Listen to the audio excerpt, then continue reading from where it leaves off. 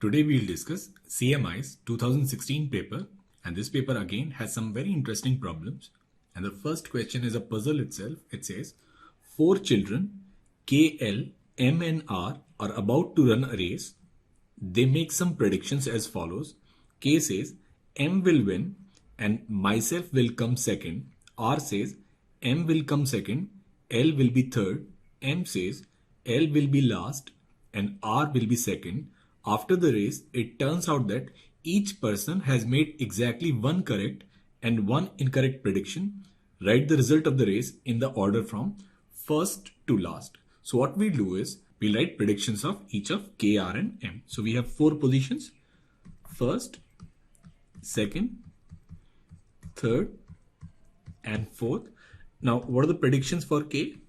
Now K predicts M will win, so M will come at the first place and K will come at the second place.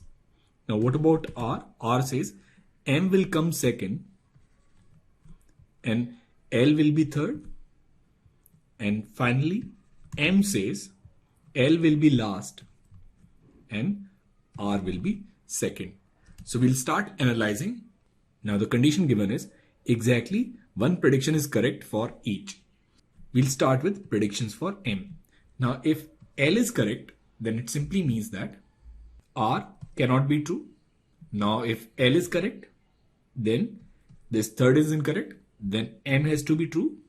Now if M is true, then this first is incorrect. Now if M is second, then M cannot be first and K cannot be second. So that means for this child M, this prediction L, it cannot be true because it results in a contradiction. So we'll start again. So we'll say, suppose R is true and L is wrong. Now if R is true, then M cannot be in the second position. So that means this L, it must come in the third position. Now again, second position is fixed. So K cannot be in the second position. So that means this M, it should be first. So now we have our result, which is first one, it should be M, then R, and then L, and then K. So the result of the race in the order from first to last will be M, R, L, and K. Now question number 2 is, a country's GDP grew by 7.8% within a period. Let the previous GDP be 100 and let it now be 107.8. Now during the same period, countries per capita GDP increased by 10%. So let us say in the previous period, GDP was 100 and population was 100. So per capita GDP, it was 1, and now per capita GDP, it is increased by 10%. So it is now 1.1. Now first we'll find population in this next period. So it will be 107.8 divided by P1, and this value, it should be 1.1. So population after this specific time period will be 98. So previously population was 100. Now this population is 98. So the total population of the country, it decreased by 2%. So answer to this question is total decrease in the population of the country is 2%. Now question number 3 is, we are told that this number n, which is 110179, is a product of two primes, say P and Q. So we can write P into Q as 110179. Now it says number of positive integers less than n that are relatively prime to n is 109480. Number of positive integers which are co-prime with n is given by Euler's totem function, and this is phi n.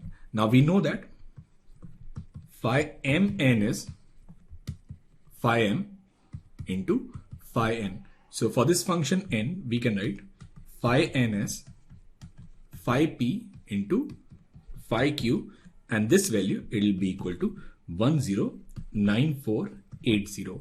Now if p is a prime number, then what is the number of numbers which are relatively prime to p? So there'll be p minus 1. So that means this phi p is nothing but p minus 1 and phi q is nothing but q minus 1. So p minus 1 into q minus 1 will be 109480. So we can write this as pq minus p plus q plus 1 and it'll be 109480. Now we are already given the value of P into Q. So P into Q is 110179. So P plus Q will be 110179 plus 1 minus 109480, which is nothing but 700. Now P plus Q is 700 and P into Q is 110179. We can write P minus Q square as P plus Q whole square minus 4PQ. So there'll be 490000 and then minus 4 into 110179.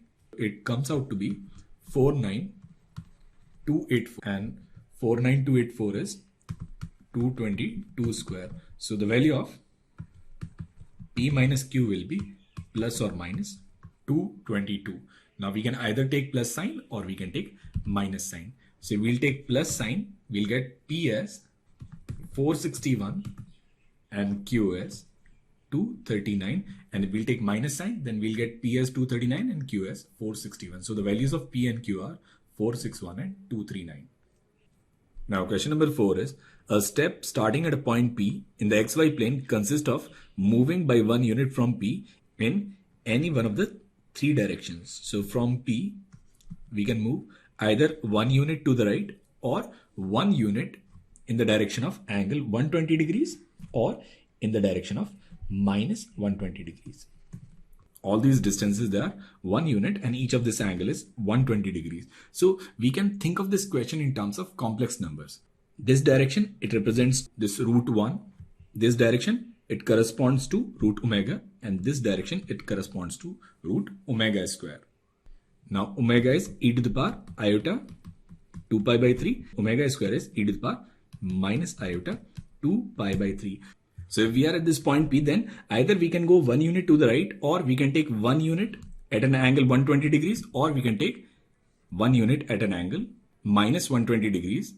Now if particle is at 1, 0, it will either go to the right, say a number of times, it'll go 1 unit in the direction omega, say b times, and it'll go say c units in the direction of omega square. Then the final position will be a plus b omega plus c omega square, and we want this final position to be at 2, 0. So that means from 1, 0, we have ended up at 2, 0. There is a net displacement of only 1 unit. So number of such paths is given by this complex number equation, which is a plus b omega plus c omega square equals 1. Now we know that omega is minus 1 plus root 3 iota upon 2, and omega square is minus 1 minus root 3 iota upon 2, and it is equal to 1. If we'll compare its real part, we'll get a minus b plus c by 2, and this value, it should be 1. And we'll compare its imaginary part, then we'll get b equals c. So b is equal to c, and if b is equal to c, then a minus b is equal to 1. So the condition that we are getting is the relationship between a, b, c should be a minus 1 must be equal to b, and it must be equal to c. We need to find number of paths starting from 1 ending at 2 such that it consists of exactly 6 steps. So now if it has 6 steps, then it simply means the value of a plus b plus c, it should be 6. Now b is a minus 1 and c is a minus 1. So we can write 3a minus 2 equals 6. Now a, b, c, they cannot be fractions. So that means there is no path which has exactly 6 steps. So number of such paths will be 0. Now what about the second case? Now in the second case, number of steps is exactly 7. So that means value of a plus b plus c, it is 7. Now again we'll put the value of b and c. So it will be 3a minus 2 equals 7. That is value of a is 3. And if the value of a is 3, value of b is 2. And value of c is 2. So now we have 3 steps to the right, 2 steps in the direction of omega, and 2 steps in the direction of c. Now total number of ways in which we can arrange these 7 steps. So they can be ordered in factorial 7 divided by factorial 3, factorial 2 and factorial 2 ways, and there'll be 7654 upon 4. So it should be 210 ways. So there'll be 0 paths in exactly 6 steps, and there'll be 210 paths in exactly 7 steps. Now question number 5 is, we need to find the value of following sum of 100 terms. So let this sum be S, and let this be cos square pi upon 101 plus cos square 2 pi upon 101, and this series it continues up to cos square 100 pi upon 101.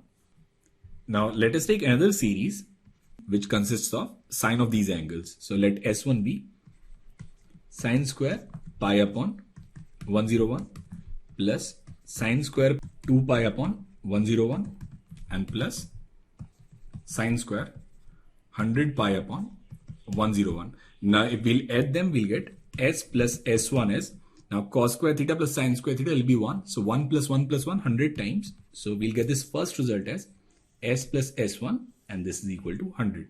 Now if we'll subtract second from first, we'll get S minus S1 as, now cos square theta minus sine square theta is cos 2 theta. So it'll be cos 2 pi upon 101 plus cos 4 pi upon 101, and it goes all the way up to cos 200 pi upon 101.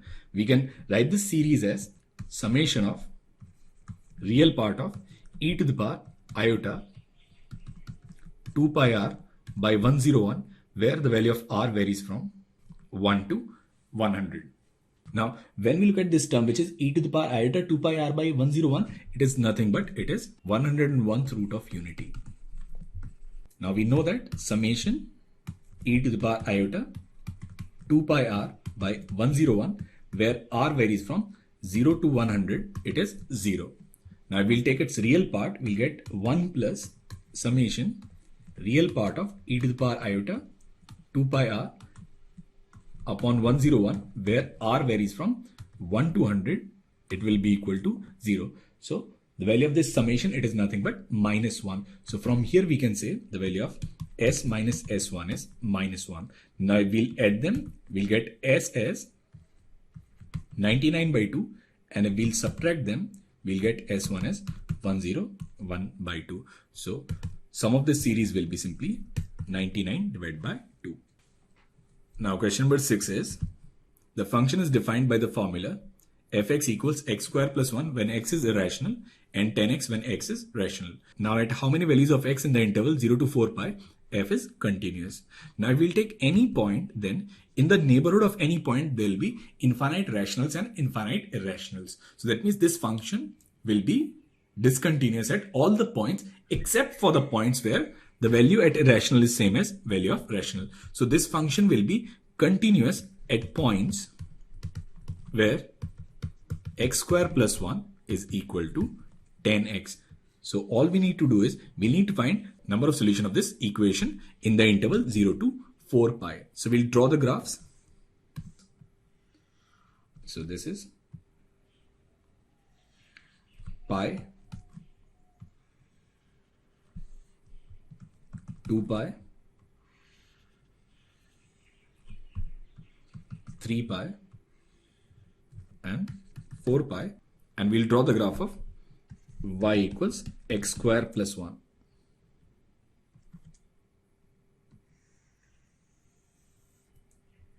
So these two graphs, they intersect at 4 points. So number of points or number of values of x in the interval 0 to 4 pi where this function fx is continuous is simply 4. Now question number 7 is, we want to construct a non-empty and proper subset S of the set of non-negative integers, and this set, it must have the following properties, that if m belongs to S and n belongs to S, then m plus n belongs to S, and also if m belongs to S and m plus n belongs to S, then n belongs to S. Now the first question is, 0 must be in S. Now let us consider some element m which is in S. Now m, it belongs to S. Now we can say m plus 0, which is m. Again, m plus 0 belongs to S. Now if m belongs to S and m plus n belongs to S, then n belongs to S. From here we can say 0, it must also belong to S. So that means 0 it must be included in the set. So statement 1, it must be true. Now what about statement 2? 1 cannot be in S. Now if 0 is in S and 1 is in S, then every combination 0 plus 1, 1 plus 1, 1 plus 2, all these numbers, they'll be included in the set. In that case, this set, it will be a set of non-negative integers. It won't be a proper subset of S. So that means if 1 is included, it cannot be proper subset. So there is a contradiction. The statement 2, it must also be true that 1 cannot be in S. Now this third statement is there are only finitely many ways to construct such a subset S. Now if this set S has two elements M and N and they are in set S, then M and N, they cannot be co-prime. That is GCD of M and N, it cannot be 1. Because if GCD is 1, then from division algorithm, we can say that 1 will be included in this set. And we know that 1 cannot be in this set. So it simply means all these numbers M, N, they cannot be co-prime. If the numbers are not co-prime, then for any number N, we can construct a set which is 0, N, 2N, 3N, and it goes all the way up to infinite. This set, it satisfies both the properties. So there'll be infinitely many ways to construct such a subset. That means statement 3 is incorrect. So it is false. Now what about statement 4? It says there is such a subset S that contains both 2015 to the power 2016 and 2016 to the power 2015. So we have 2015 into 2015, 2016 times, and then we have 2016, 2016, 2016, 2015 times. Now if we look at 2015, we can write this as 5 into 13 into 31, and if we'll take 2016, it'll be 63 into 2 to the power 5. GCD of both the numbers is 1, and if GCD of both the numbers is 1, then it cannot be included in any subset. So that means statement 4 is also false. So answer to this question will be true, true, false and false. Now question number 8 is a function g satisfies the property such that gk is equal to 3k plus 5 for each of the 15 integral values of k in 1 to 15. Now the first question is if gx is a linear polynomial, then gx equals 3x plus 5. Now we clearly know that if gx is linear, then gx has to be ax plus b. Now there are two unknowns. If we'll put 1 and 2 and we'll compare with this given value, then from here we'll get value of a as 3 and value of b as 5. So clearly if gx is a linear polynomial, then gx has to be of the form 3x plus 5. That means statement 1, it must be true.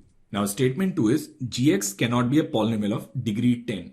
Now one way of defining this function gx can be some function qx into x minus 1, x minus 2, x minus 15 plus 3x plus 5. Now at each of the integral values between 1 and 15, this portion will be 0. Then we'll end up getting this 3k plus 5. So it is possible to have a polynomial of higher degree such that for each of the gk, it is 3k plus 5. But in that case, for this polynomial, its degree must be greater than or equal to 15. So g cannot be a polynomial of degree 10. So that means statement 2 is also true. What about statement 3, which is g cannot be a polynomial of degree 20? We can choose this qx as a polynomial of degree 5. So gx can have a polynomial of degree 20. So that means statement 3 is incorrect. So this is false.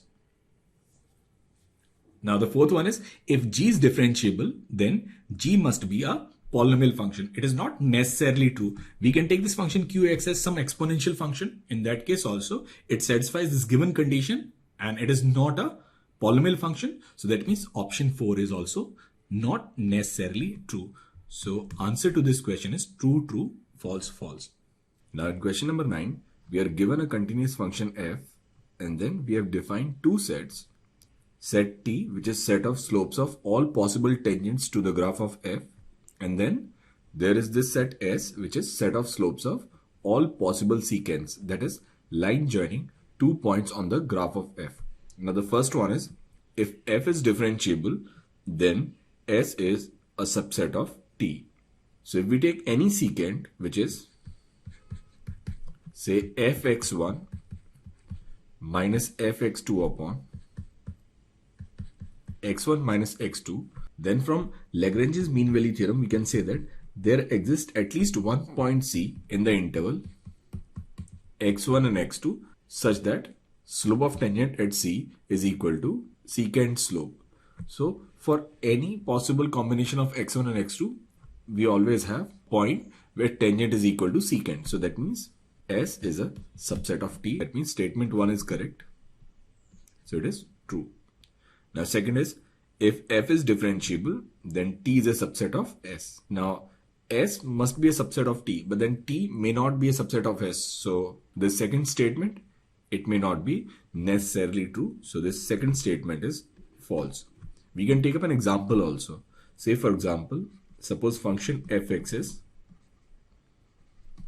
sin x. If we find f dash 0 is cos 0 is 1. Now 1 belongs to T. But then if we look at the secant set, then sin x minus sin y upon x minus y, it is always less than 1. So 1 belongs to T, but it doesn't belong to the secant set.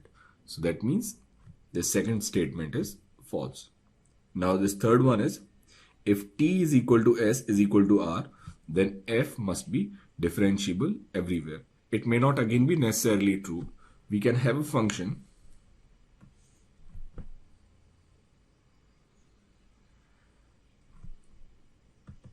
where tangent set and secant set, they take all real values, but still that function may be a discontinuous function, as in the example of 10x. So again, statement 3 is not correct. So this is false. Now what about fourth one? Suppose it says 0 belongs to S and 1 belongs to S. Then every number between 0 and 1 must also be in S. So at some point, slope is 0, and then at some other point, slope is 1. Now since the function is a continuous function, from mean value property we can say that slope of all possible secants will take all the values between 0 and 1. So that means statement 4 has to be true. So answer to this question is true, false, false and true. Now question number 10 is, you are given a triangle ABC, a point D on the segment AC, E on AB and F on BC. Now it says BD and CE intersect in point P. Now join P with F. Now suppose that these angles, they are all equal and let them be theta. And also PD equals PE equals PF. So PD equals PE equals PF. Then which of the following statements are true? Now first one is AP must bisect angle BAC. Now if we look at these two triangles BPE and BPF. Now this BP is common side. These two angles, they are same. These two sides, they are also equal. So that means these two triangles, they are congruent triangles. And if these triangles are congruent, then BD is angle bisector of B. And similarly, these two triangles, they'll be congruent. So again, this CE will be angle bisector of E. Now we know that angle bisector, they are concurrent. So if P lies on angle bisector, then this AP will be angle bisector of angle A. That means statement 1 is true. Now what about angle BAC? Now we know that this angle is B by 2 and this angle is C by 2. So in this triangle, we can write 2 theta plus B plus C by 2 and this is equal to 180 degrees. Now what about theta? This angle will be 2 theta. So 2 theta and plus 4 theta. So 6 theta is equal to 360. So value of theta should be 60 degrees. So from here we can say value of B plus C by 2, it will be 60. Value of B plus C is 120. So if B plus C is 120, then angle A, it must be 60 degrees. So that means option number 4, it must also be true. Now statement 2 is triangle ABC must be isosceles and APF must be collinear. This may not be necessarily true. If we take any triangle with angle A as 60 degrees and if we consider angle bisectors of B and C, then all these conditions, they'll be true, but triangle It need not be an isosceles, and these points APF, they need not be collinear. So that means in general cases, these two statements, they may not be true. So answer to this question will be true, false, false, true. Now we'll come to the section B, and the first question is, out of 14 students taking test, 5 are well prepared, 6 are adequately prepared, and 3 are poorly prepared. So we have 3 set of students. So suppose event W, it has set of well prepared students, A set of adequately prepared, and then P set of poorly prepared students. The probability of choosing a student from the set of well prepared will be simply 5 by 14. Adequately prepared will be 6 by 14, and poorly prepared will be 3 by 14. Now there are 10 questions on the test paper. A well prepared student can answer 9 questions correctly.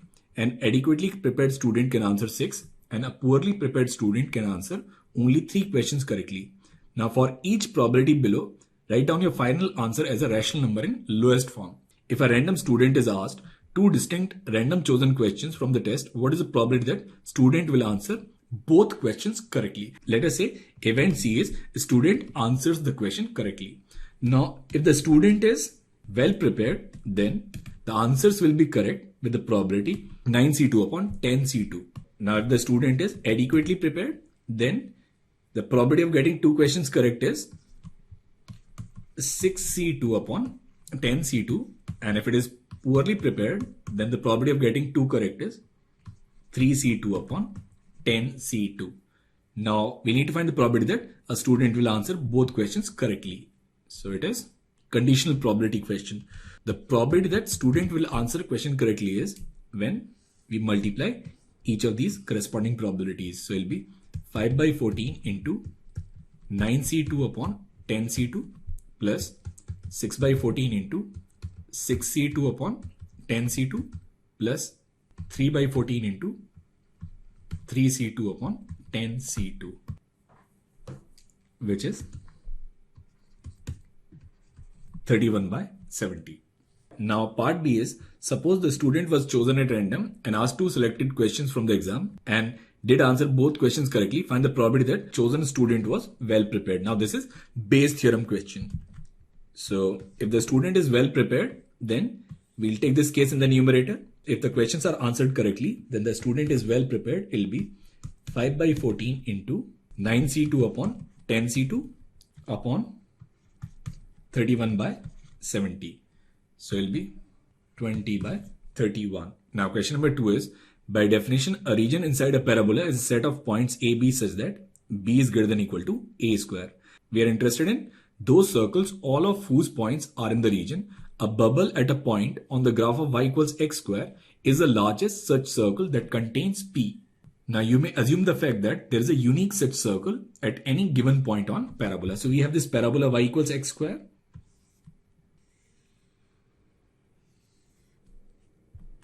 And then at any point P, we have to draw the largest circle. Bubble is the largest such circle that contains P. So any largest circle which contains P, it must be tangent to this parabola.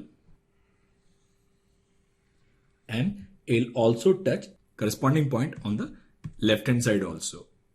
So let this point P be h comma h square. Now this P dash will be minus h comma h square. Now this circle, it touches this parabola at this point P. Now since this circle, it touches this parabola, that means they should have a common normal, and any normal to circle, it passes through center of the circle. And from symmetry, we can say that center of this circle will lie on y-axis. So let the center be 0, k. Now we drop this perpendicular, then this length, this is h, and this point is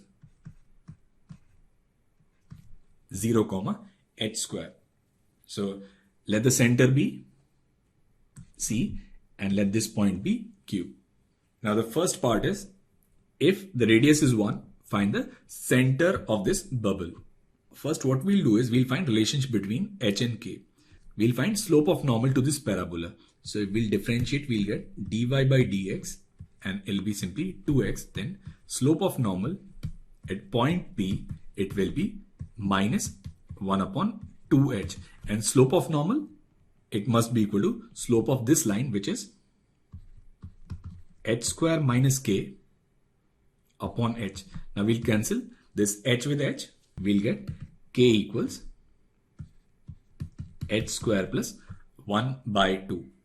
Now it is given that radius of this circle is 1. If the radius is 1 and if we use Pythagoras theorem, then we can write this length, which is k minus h square whole square plus h square, and this is equal to 1. Now what is k minus h square? K minus h square is 1 by 2. So it will be 1 by 4 plus h square is equal to 1. So value of h is plus or minus root 3 by 2. Now if the value of h is 3 by 2, then we can find k. So value of k will be 3 by 4 plus 1 by 2, and there will be simply 5 by 4. So center of this circle will be at 0, 5 by 4. And that's your first part. Now what about its second part? Find the radius of the smallest possible bubble at some point on the parabola. Now from this normal condition, we have already worked out k minus h square is 1 by 2. So this distance between C and Q, this is fixed and this value is 1 by 2. So we can write r square as 1 by 4 plus h square. So that means this r square is always greater than or equal to 1 by 4. So the minimum value of r will be 1 by 2. And we'll get this value minimum when the value of h is 0. So smallest bubble, it will be at origin and its radius will be 1 by 2 units. Now question number 3 is, consider the function fx as x to the power cos x plus sin x defined for x greater than or equal to 0. Then we need to prove that this integral from 0 to 1 fx dx, it lies between 0.4 and 0.5. Now we know that when x belongs to 0 to 1, then the value of sin x plus cos x, it lies between 1 and root 2.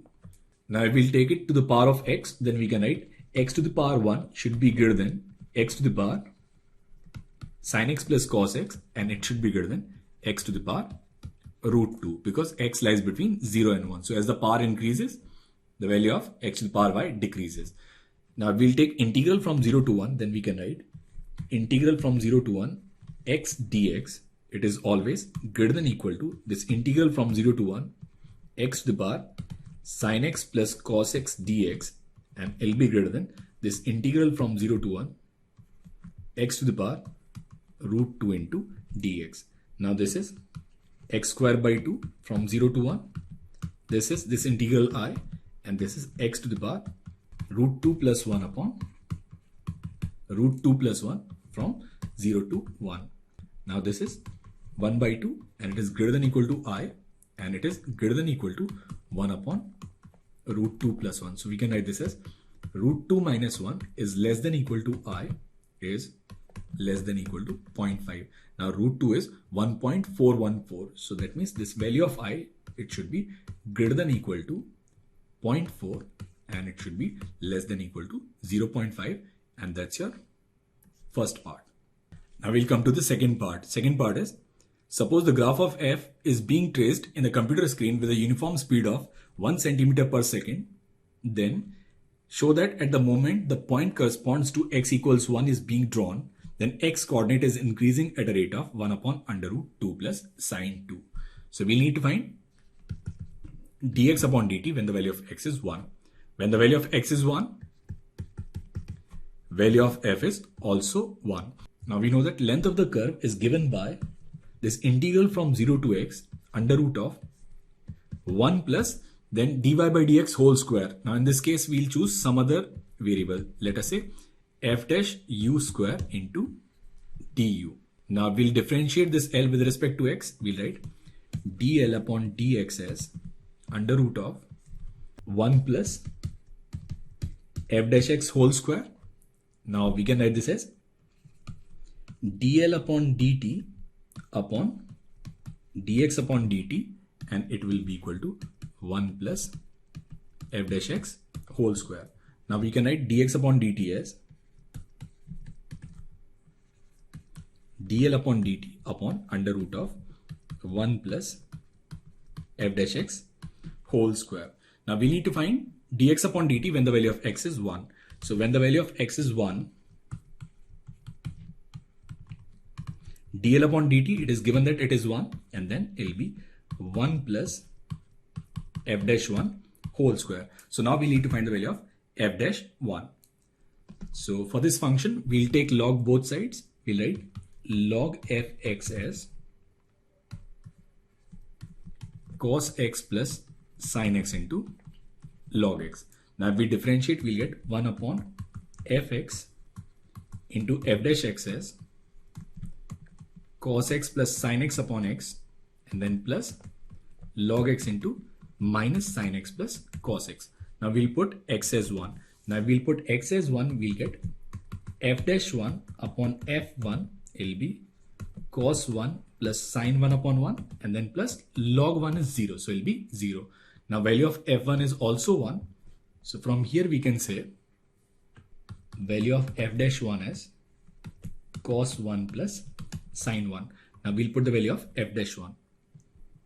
Then the value of dx upon dt at x equals 1 will be 1 upon under root of 1 plus cos 1 plus sin 1 whole square. So it will be under root of 1 plus, now cos square theta plus sin square theta is 1, and then it will be 2 sin 1 into cos 1. It is 1 upon under root. Now this is 2, and 2 sin theta cos theta is sin 2 theta. So it will be simply sin 2. Now question number 4 is, let A be a non-empty finite sequence of n distinct integers a1, a2 and an. They are in increasing order, and then we have defined a plus a as ai plus aj for all I and j. So for example, suppose we have the set A as 1 and 4, then all possible sums are 1 plus 1, which is 2, 1 plus 4, 5, and 4 plus 4, 8. Now first part is, we need to show that number of elements in A plus A is greater than or equal to 2n minus 1. Now we have n distinct numbers. We can say that a1 plus a1 is less than a1 plus a2 will be less than a1 plus a3, and will be less than a1 plus an. Now a1 plus an will be less than a2 plus an, which in turn is less than a3 plus an, and will be less than an plus an. So there will be at least these many distinct terms in a plus a. So in this sum, how many terms are there? So from a1 to an, there are n terms, and then from a2 to an, there are n minus 1 terms. So number of elements in a plus a, it must always be greater than or equal to 2n minus 1. So that's our first part. Now what about second part? It says, prove that if number of terms in a plus a is 2n minus 1, then the sequence must be an arithmetic progression. So we'll come to part B. Now consider an AP, A1, A2 and AN. Suppose we can write it as A plus D, A plus 2D and A plus N minus 1D.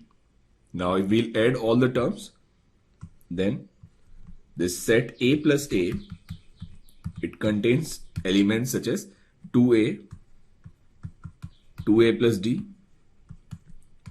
2A plus 2D, and it'll go all the way up to 2A plus 2 N minus 1 into D.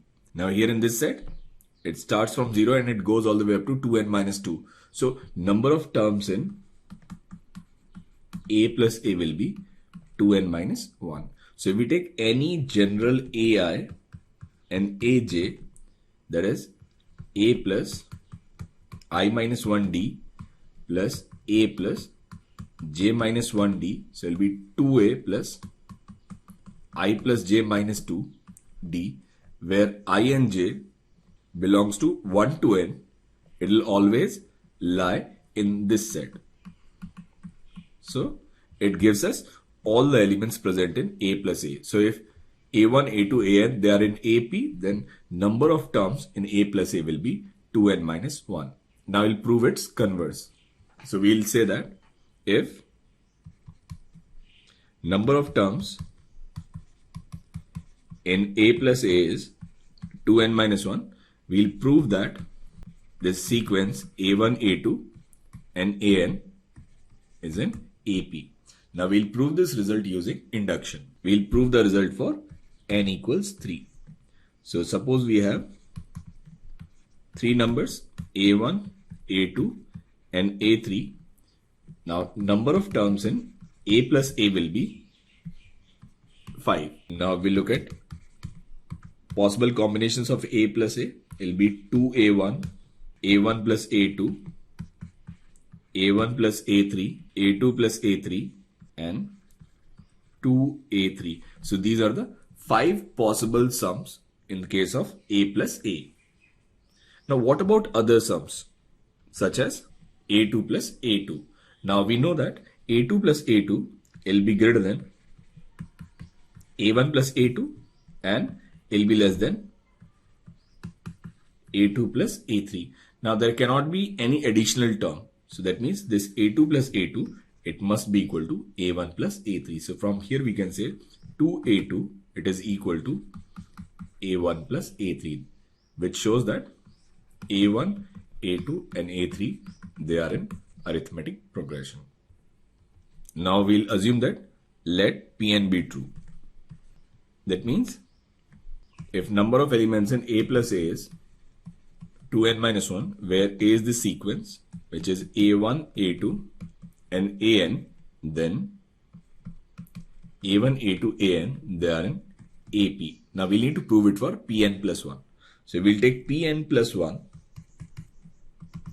Then we'll have A1, A2, An and we'll add one more element which is An plus 1. Now from Pn we already know A1, A2, A3 and An, they are in AP. Now we need to show that this An plus 1 is another term in arithmetic progression. Now for these n terms, we know that 2n minus 1 term will be 2A1, it is less than A1 plus A2, it is less than A1 plus A3 and it is less than An plus An. Now this series, it will have 2n plus 1 minus 1 terms, that is 2n plus 1 terms. That is, by adding An plus 1, we have introduced 2 more terms in the sequence. When we have added An plus 1, there will be many new terms such as An plus 1, 2 An plus 1, An minus 1 plus An plus 1. Now we know that by adding this An plus 1, there is an addition of only 2 terms. So the resulting sequence will have 2 more distinct terms, and which are An plus 1 and 2 An plus 1. So that means this An minus 1 plus An plus 1, it must correspond to some previously defined sum. Now the highest sum is An plus An. So from here we'll get 2An equals An minus 1 plus An plus 1. That is An minus 1, An and An plus 1, they are in AP. So from induction, we can say that if number of terms in any sequence is 2n minus 1, then the resulting sequence must be an AP. Now we'll come to its C part, which is find a sequence A of the form 0, 1, A3 up to A10 such that number of elements in A plus A is 20.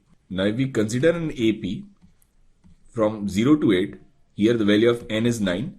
Number of terms in A plus A, it will be 17. And if we consider an AP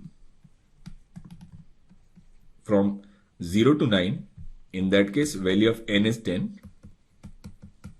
And number of elements in A plus A will be 19. So we know that in an AP, when we add one term, it results in 2 additional terms. But in this case, we need this number to be 20 and not 19. So what we'll do is, we'll skip this number 9 and we'll add 10 in place of 9. We'll take 0, 1, 2 up to 8 and then we'll take this number 10. So from 0 to 8, we'll have numbers in A plus A starting from 0, 1, 2 and 16. And when we add 10 to it, then we'll have 17, 18 and then 10 plus 10, which is 20. So we have added 3 more additional terms. So the sequence of the form such that A plus A is 20. It is 0, 1, 2, 3 up to 8 and then 10. Now what if rather than taking 10 we take 11? If we take 11, then 11 plus 6 is 17, 11 plus 7 is 18, 11 plus 8 is 19 and 11 plus 11 is 22. So it will result in addition of 4 more terms, where in this case we just need to add 3 more terms in 17 to make it 20. So it has to be 10. So this resulting sequence is a unique combination of numbers. Now question number 5 is find a polynomial px that simultaneously has both the following properties. When px is divided by x to the power 100, remainder is the constant polynomial 1, and when px is divided by x minus 2 cube, then the remainder is constant polynomial 2. So we can write this px as some qx into x to the power 100 plus 1. Now we'll find p dash x. We can write p dash x as qx into 100 x to the power 99 plus x to the power 100 into q dash x. So we can write p dash x as x to the power 99 100 qx plus x into q dash x. So we can say that x to the power 9 divides p dash x. Now in the same way, when px divided by x minus 2 cube, it leaves the remainder 2. We can write px as x minus 2 cube into some rx plus 2. Now from similar argument, we can say that x minus 2 square, it divides p dash x. So this p dash x has to be of the form some polynomial, say gx into x to the power 99 into x minus 2 square. Now we need to find a polynomial px. So the simplest polynomial can be, we can write this px as sum a into x to the power 99 into x minus 2 square. So p dash x will be a x to the power 99 will be x square minus 4x plus 4. We can write p dash x as a x to the power 101 minus 4 x to the power 100 plus 4 x to the power 99. Now we can integrate this function to find such a polynomial. So we can write this polynomial px as a, and then it will be x to the power 102 by 102 minus 4 x to the power 101 upon 101 plus 4 x to the power 100 upon 100 plus c. So this could be one such polynomial. Now we are already given this initial condition. When the value of x is 0, value of px is 1, and when the value of x is 2, value of px is 2. So if we'll put x as 0, we'll get c as 2, and if we'll put x as 2, we'll get the value of a. And that is the answer to this question. Question number 6 is find all pairs Pn of positive integers where p is a prime number and p cube minus p is equal to n to the power 7 minus n cube. Now we can factorize this as p into p minus 1, p plus 1, and we can write this as n cube into n square plus 1, n minus 1 and n plus 1. Now this p, it must divide any one of the number on the right hand side. So either p divides n, or p divides n square plus 1, or p divides n minus 1, or p divides n plus 1. Now here we'll show that this p, it must be greater than n square, because if p is n square, then in that case we'll get p cube minus p is n to the power 6 minus n square, and n to the power 6 minus n square is less than n to the power 7 minus n cube when n is greater than 1. So value of p must be greater than n square. So that means the only option possible in this case is this p, it must divide n square plus 1. So from here we can say that this p, it must be equal to n square plus 1. Now we'll put p as n square plus 1. Then we can write n square plus 1 into n square plus 2, and it must be equal to n cube n square plus 1 and n square minus 1. Now n square plus 1 will cancel. N square will also cancel. We can write n square plus 2 equals n cube minus n. We can write n cube minus n square minus n minus 2 equals 0. Now we'll put n as 2. We'll get 8 minus 4 minus 2 minus 2 equals 0. So one of the solution is n equals 2. If we use synthetic division, so this is 1 minus 1 minus 1 minus 2. So this is 0, 1, then 1, 2, this is 1, 2 and 0. So we'll get this as n minus 2 into n square plus n plus 1 equals 0. So the only real value of n possible in this case is 2. So value of n is 2, and if we'll put n as 2, we'll get value of p as 5. So there is only one ordered pair of the form p comma n. So it will be 5 comma 2, and that is the answer to this question.